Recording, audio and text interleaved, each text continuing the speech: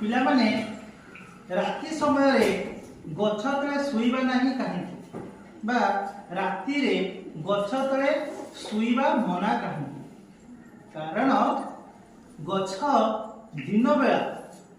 श्वासक्रिया रे वायुमंडल रु अंगारकाम्ल गैस ग्रहण करी अम्लजान गैस त्याग करिଥାଏ किंतु राति रे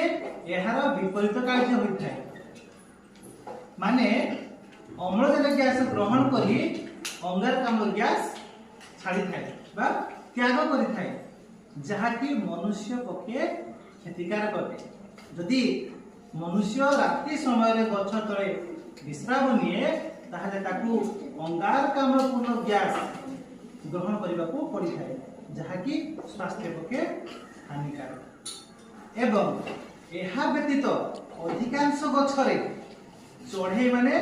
बसा करिथांती एवं से बसारे अंडा थाए चढ़ई छुआ थाए